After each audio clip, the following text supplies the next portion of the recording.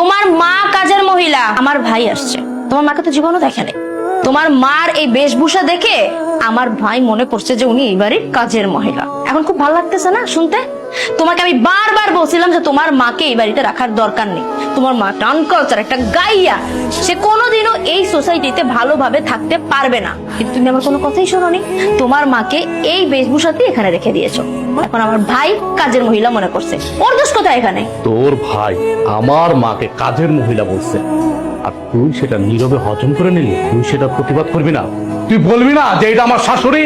তুমি কি করবো? আমার দোষ কোথায়? আমার ভাইয়ের দোষ কোথায়? তোমার মাকে তো আমি বলছিলাম যে একটু পরিপাটি হয়ে থাকেন, কিন্তু না, সে তো ওভাবে থাকবে না। সে সারাদিন খাবে, দাবে, ঘুমাবে, এটা করবে, ওটা করবে। এই জন্যই তো তোমার ছোট ভাইয়ের বউ লাথি মারা বের করে দিছিল। কারোর সাথে তো চলা যায় না সমাজে, তোমার মাকে নিয়ে এসে আমার ঘাড়ে উঠছে।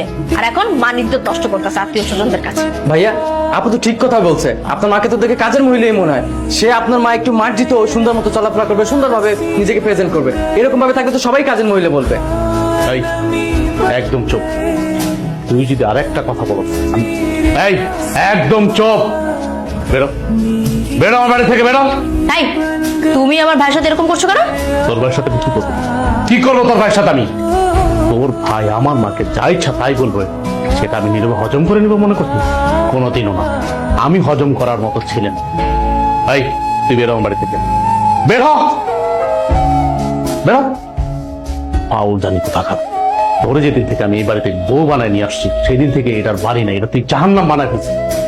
তুই আমার মায়ের যে অত্যাচার গুলা করছিস, আমি এতদিন মুখ বুঝে সহ্য করছি। কেন সহ্য করছিস জানো? আমি মনে করছিলাম তুই এই নিয়ে শুদ্ধাবি, এই নিয়ে শুদ্ধাবি। না, তুই শুদ্ধানের মেয়ে না। আসলে তোর বংশগত সমস্যা আছে। তুই সাংসারিক মেয়ে না, তুই সংসার করে খেতে পারবি না। তো আমি তোর এই ফ্যামিলিতে, আমার এই বাসায় আমি আর এক মুহূর্তে দেখতে পাচ্ছি। তুই এখন এই মুহূর্তে আমার বাড়ি থেকে বেরোবি। আমি তোর ডিভোর্স লেটারটা পাঠাই দেবো। বের হ আমার বাড়ি থেকে, বের হ। বাবা থাক না, এসব বাদ দে। মা, তুমি কোনো কথা বলবা না। একটা মানুষের সীমা থাকে, ও সীমা লঙ্ঘন করছে অনেক আগেই। পরে অনেক আগে উচিত ছিল এই বাড়ির থেকে বের করে দেওয়া, কিন্তু না, আমি সব নীরবে হজম করছি। আর হজম করবো না, অনেক হয়েছে।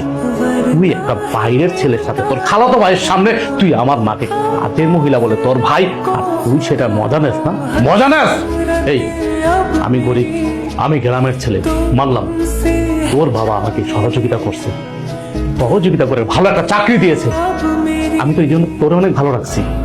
তুই বলতে পারবি তোর কোন দিক থেকে আমি অসম্মান করছি, কোন দিক থেকে আমি তোর কমতি রাখছি? তুই আমার মার সাথে এমন করছিস কেন? এমন করছিস কেন? তো আমি তোর সাথে কোনো কথা বলতে চাচ্ছি না। আমার মাথা রক্ত উঠে গেছে। তুই এখন এই মুহূর্তে আমার বাড়ি থেকে বের হবি। আমি তোর ডিভোর্স লেটারটা পাঠাই দেব। যা, বের হ আমার বাড়ি থেকে, বের হ। মা, তুমি কোনো কথা বলবো না। আমি তো হচ্ছে একটা কুলাঙ্গার সন্তান।